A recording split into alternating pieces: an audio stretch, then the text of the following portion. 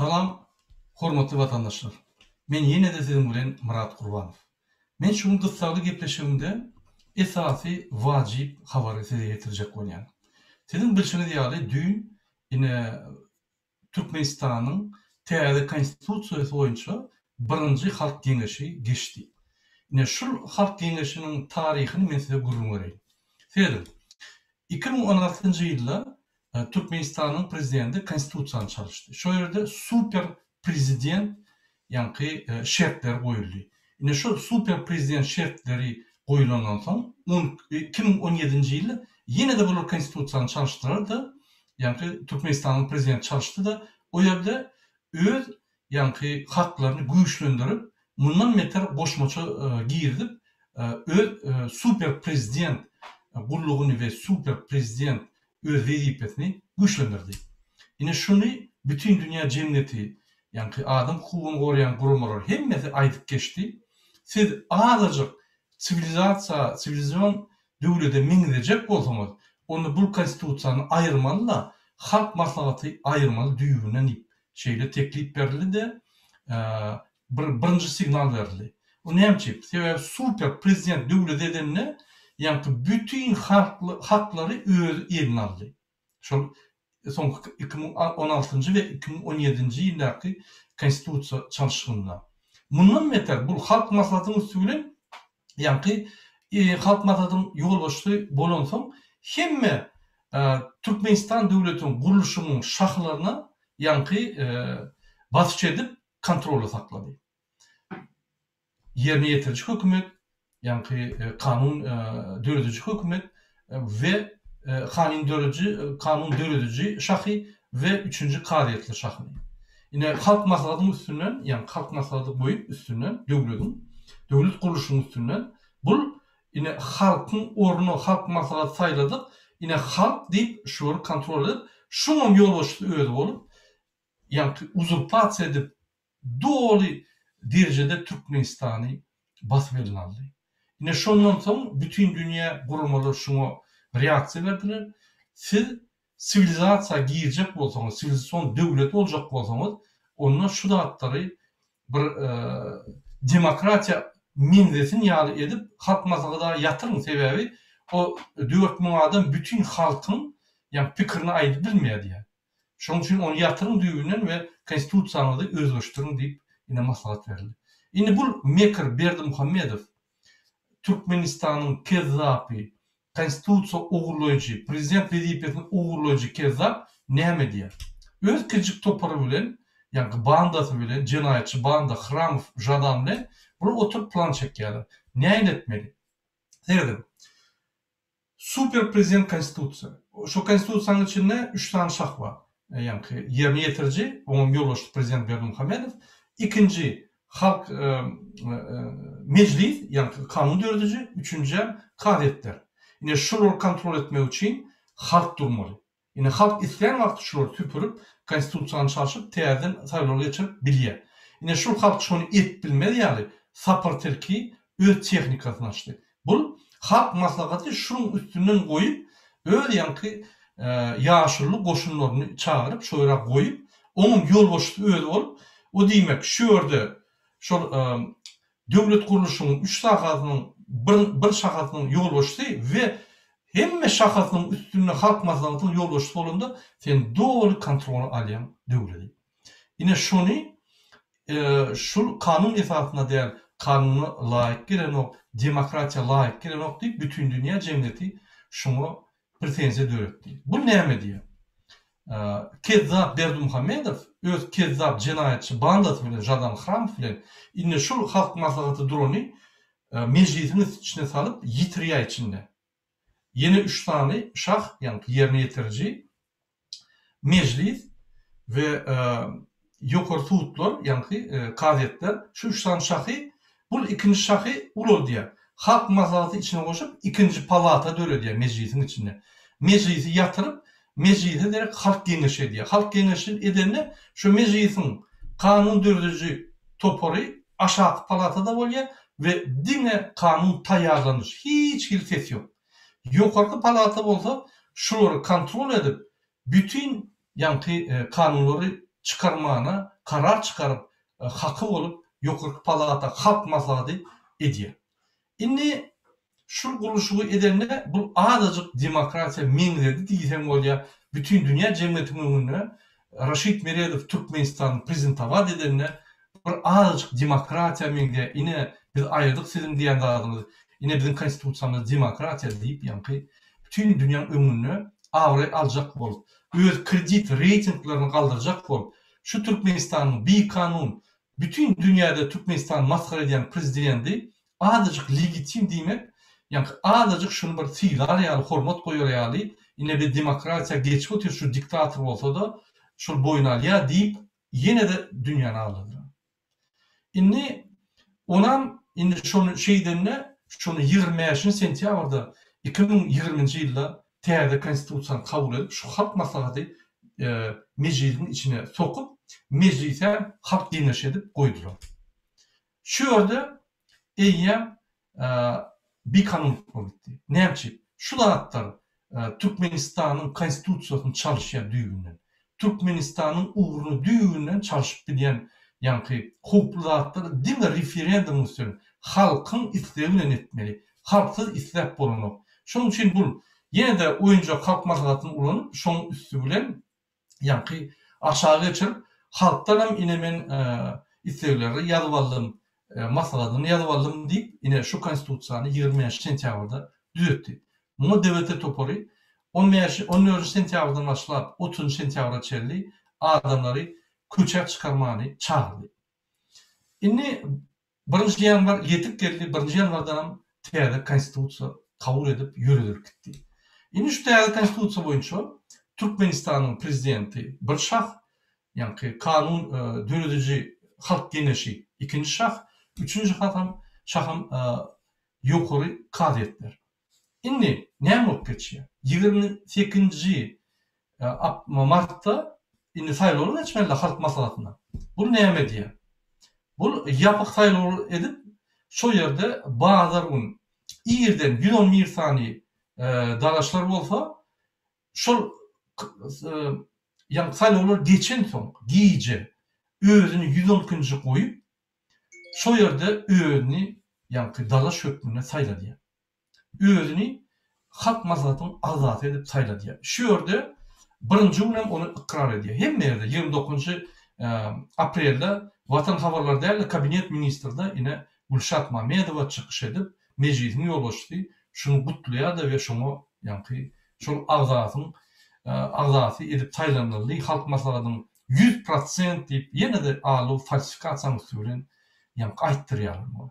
Men diýjek bolan adam bizim döwletimizde döwlet guruluşy ýok. Näme etse edip ýör bu keza.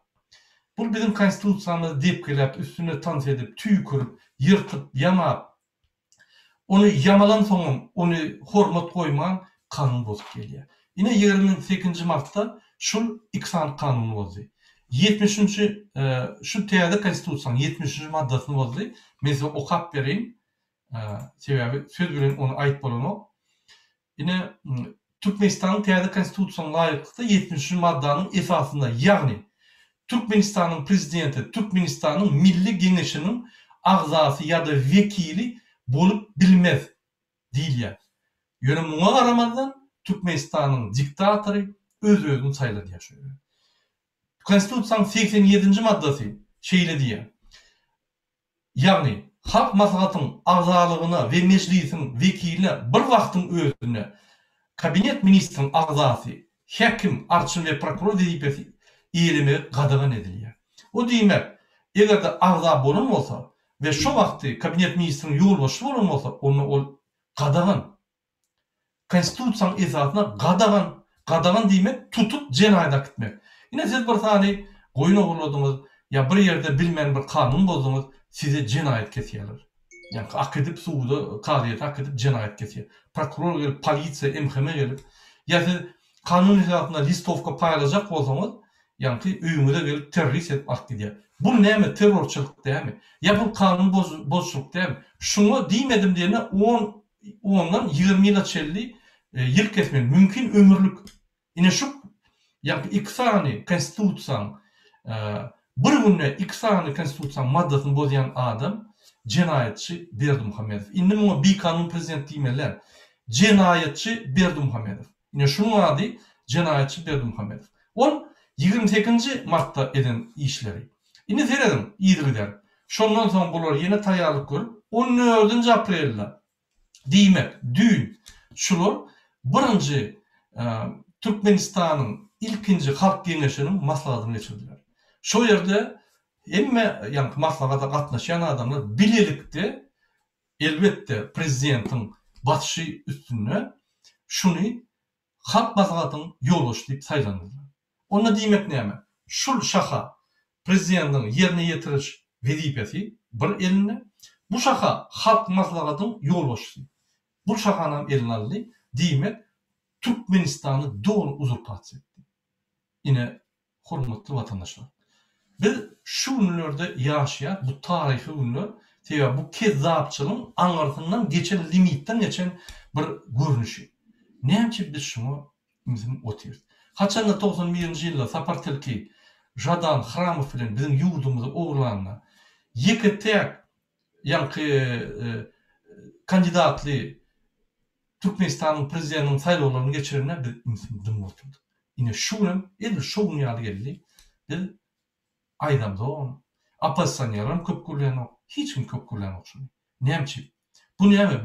Bizim bilimsizligimizden mi? Ya bizim eýem gulçulukdaky boyun igen ýagdaýymyzmy? Näme bu zatlar?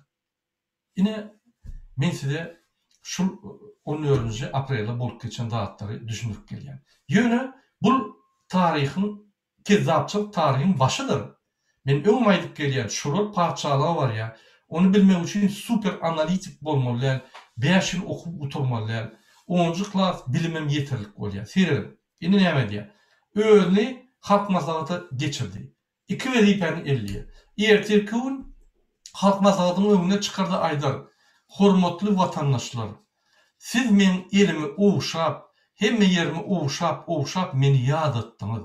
Men aýdyp, ýa-ni saat çalyp, binalary açyp, pul oglap ýadadym inni. Indi şonu meniň ogluma bereýin. Indi men halk maslahatynyň ýolbaşy hökmünde öz kezzapçylygym şo ýerde dowam etjek. Sebäbi men prezident wezipesine işläp Türkmenistany syýasatydan dol batırdım. Iqtisaddaýdan dol çökürtdim. Ve sosial daýatdan öldürdüm adamın hal ýagdaýyny. Indi men ýadadym. Indi men bundan beter kezzapçylyk ediljekle men diňe halk maslahatynyň ýolbaşy boljak we öz dereme öz oglum bolan Serdar Berdimuhamedowy Çibiraşka kliçkali ine şonu goýjak diýip aýdar da 2-3 tane ýaşlylar büküp çykyp muňa ay sen bizim padşahymyz, sen diňe halk maslahatynyň ýolbaşy bolma, sen bizim padşahymyz bol diýip ýa-ni ýene padşahlar alyp giderler. Ine şunun 20-nji maýda ýa-ni şu bayramyň öňünde bolmalylar. Ine hormatly vatandaşlar, bu schema diýilýär. Kezzapçylykda bu schema. Şu schemany 2016-njy ýyldan bäri alyp gelýär. Şu schemany bu 2007-den bäri ýa-ni Türkmenistanyň prezidenti munyň kakasy Nika tarapyndan näl kakasy ölensoň alyp barýar.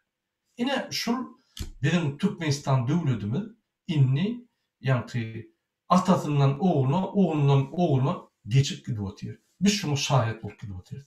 Inni Sapar Tilki öz Nika berilmedik oğluna berdi. Inni bu adam olsa öz ayağını Silka London'a iyi verip haramçılık edip bir topar ayarlardan çağ edinip Nika olmadık oğullardan vardır mı? Herlikçe Serdar koyuyor. Son Serdar yanlışlık etse başka bir yerine koyup bunu yanıp tutmaya başlar. Yine şu sistema gidip dur. Bunun esası manisi neyme?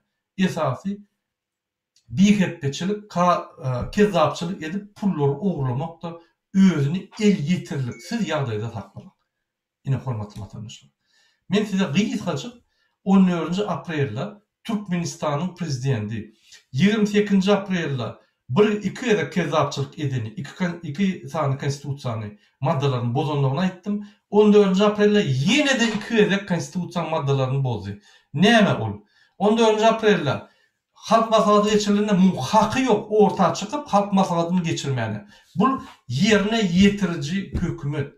Bu hem halk maslahaty geçirse onu mu demokratiyan yani hiç hili nokottor galmaya, demokratiyan hiç hili yani instituttor galmaya diýdi. Sebebi men şul halk maslahatynyň agzasy bolan ýagdaýynda da mu hakkı yok. Sen meclisin ýolbaşçy şol yani ýygynaga alyp barmaly. Bu bolsa demokratiýany ösdürür. Her sözünde de demokratiýa gizlenip arkasyna, şu sözün arkasyna gizlenip, şonu ulanyp bizim döwletimizi güýçli diktatural diýip otyr.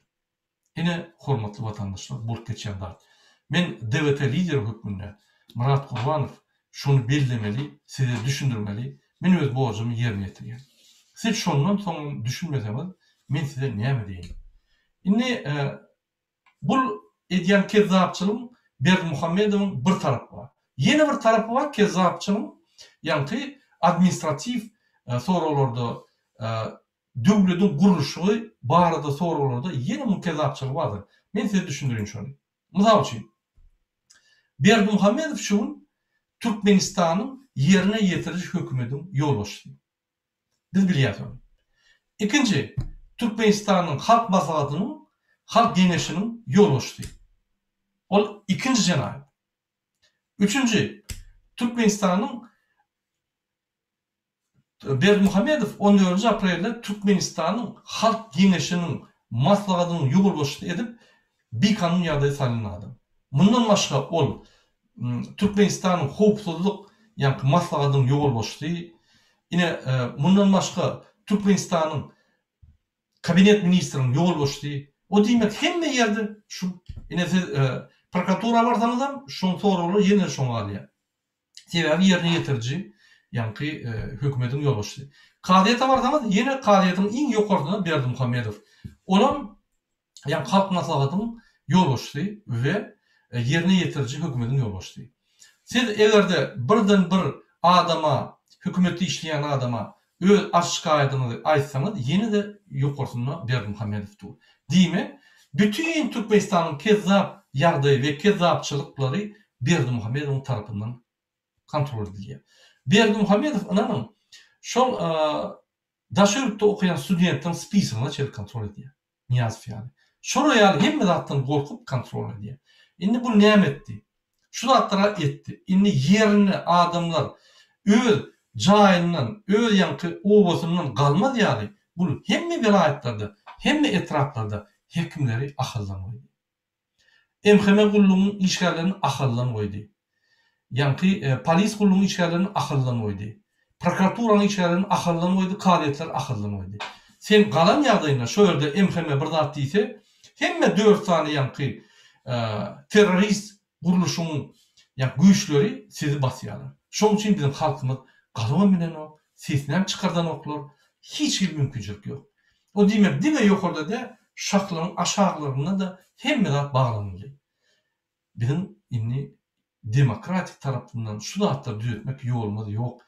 Egerde biz hemmemiz çykylmasek, biz gulçulukdan ömrümizde çykmaz. Mundan başga näme diýär? Berdimuhammedow serdim. Öz ogluny Serdar Berdimuhammedowy bu 30 ýaşly, 39 ýaşly ogluny Daşky işler ministriniň köp alyp barýan işlerini şuňa geçirýärdi. Muny täze kabinet ministriniň ornmasary edip belliýär. Bizde näme? Onça iýlat barmy? Onça kabinet ministriniň ornmasaryny saklar ýaly. Ya ýoldaş prezident, siziň hakyňyz barmy? Öz ogluňyzy ýani hemme wezipeler berip çykdyňyz, indi kabinet ministriniň ornmasary eder ýaly. O näme bir talantmy? O näme bir genialny ýani geniýe tarapyndan bir üýtgeçi adammy? A harpyna şermende. Siz A harpyna şermende bolsaňyz, ol bütün alfabide şermende. On başga bir bilýän sözler ýok. Onu halkyň keypini aýdan o çiburaşka diýip. Ine Hudaý saklasyn, ine şu ýaly gorkman, utanman, beýnamyz kezzap Berdimuhammedow gönlen kezzapçylyklary edýär. Onda näme Türkmenistan döwleti indi Berdimuhammedow bolmy? Bu näme indi döwlet gutardymy? Ya şoňa siz indi halkyň öňünde dol şonu görkezek bolýarmy? Indi ýene bir zat aýdaýyn. Mundan naşary bul howpsuzlyk geňeşiniň ýa-ni agzasy boldy. Ondan naşary halk maslahatyna, halk geňeşine ýa-ni howpsuzlyk meselesinde dolandyryş palatanyň ýolbaşçylygyny etdi. Bunu hemme ýere siňdirdi. Diýmek, ini tohumy ýa bizim döwletimiz eýlep başlady. Hormatly watandaşlar, bu diňe bir açeridnoy diýmek, ýani indiki kezapçylykda ýygnamaýdy. Ine Serdar Berdimuhammedowyň gaýny Mamedhan Çakkiýew, Berdimuhammedowyň içeri işler ministriniň ýolbaşçy. O diýmek näme? O diýmek garnaşlar üşýär. Siz şeýdin beýdin zat edin diýse, bular böküp edýär, kanuny sertmän. Mundan başga ýene-de öz ýakyn garnaşy Annaýew Gurbanmurat Milli Howpsuzlyk Komitetiniň ýolbaşçysy edip goýýar. Eýem ikinji garnaşy, birinji Çakkiýew, ýani ministr, içeri işler ministri, ikinji Annaýew Gurbanmurat Milli Howpsuzlyk Komitetiniň ýolbaşçysy. Ondan başga da ýani Amanow diýip bir garnaşy bar, ýakynyň garnaşy. Muny şul hukuk gorýan gurulmaň iň üstünne howpsuzlyk geňeşiniň sekretary edip goýýardy we kabinet ministriniň orunmasary edip goýýar. Bu beton ýaly garnaşlaryny ýa-ni terroristik gurulmalaryň ýolbaşçyly edip goýdy. Bu näme? Bu repressiýa etmek üçin. Eger bizim halkymyz killetin arasynda genosid sırasy gidýär. Ine şunu kontrol etmek üçin öz garnaşlaryny goýdy. Ondan başga Gulşat Mamedowa öz aýalynyň, ýa-ni Angliýada ssylkada iýerilen aýalynyň jograsy. Mundan başga da köp sany garnaşlar bar. General prokuror Batyr Attaýew garnaşy. Serdim Milli Howpsuzlyk Komitetining ýolbaşçysy, Milli Howpsuzlyk ministriniň ýolbaşçysy MHM. Bir min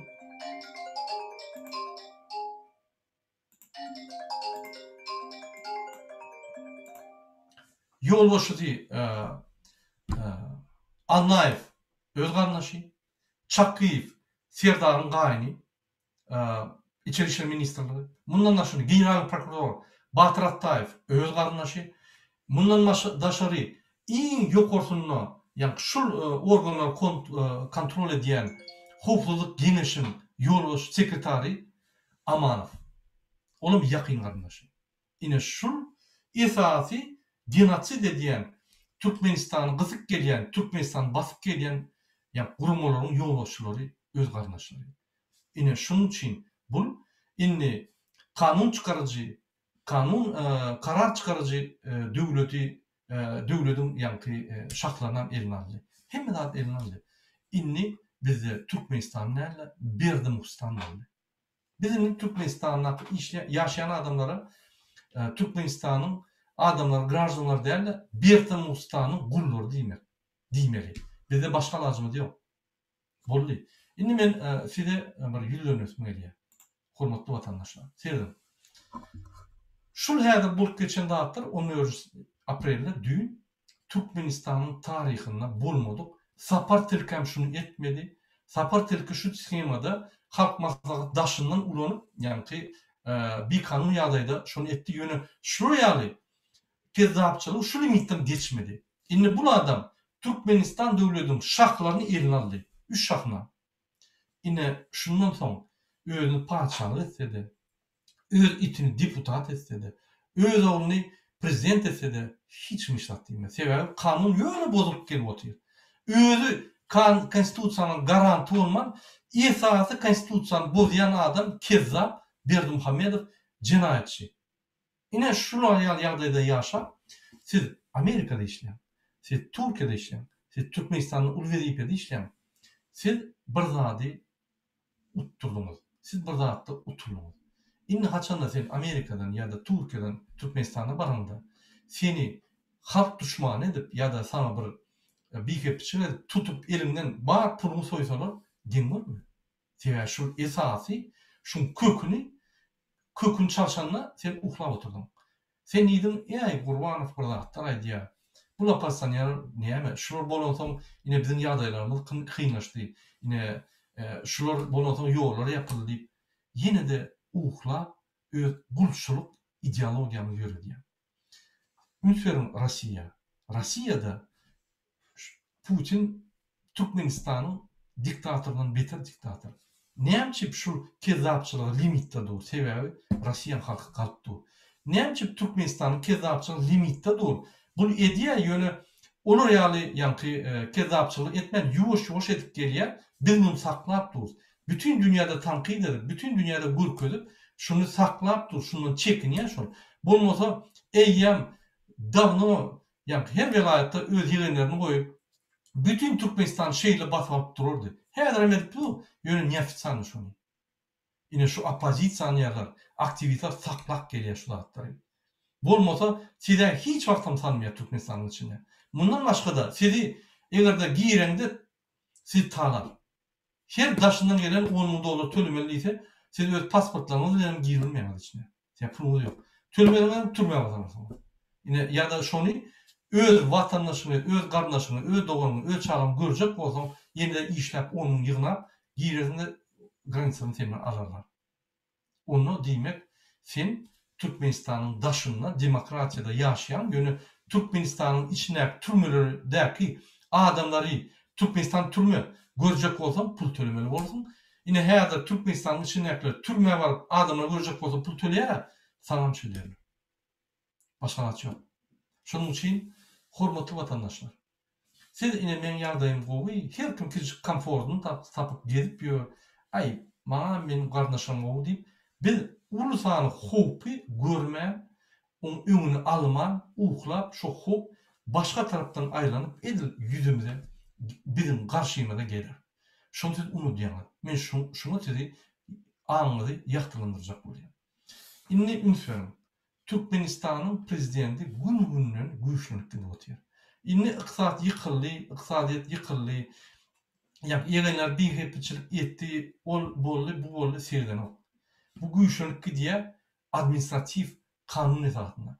Inni şundan soň bir zat gürleseň, diňe sana jenaýat iş, diňe seni basarlar da terörist ederler. Şundan başlar. Biz egerde yine dıma otursak, yine şu zatlar bu. Inni men aktivistlere ve Türkmenistan'ın aktif gражданlarına ýüzlenjek bolýar.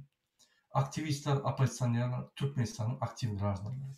Hiç gaýsy döwletde 100% halk çıkıp Türkmenistan yani yol başyny çalışıp diktaturany aýryp görmek. Her wagt 10%'na çildi adam çykýar. O 10% Türkmenistan halkynyň ýa-da beýlek halklarynyň birleýän adamlary.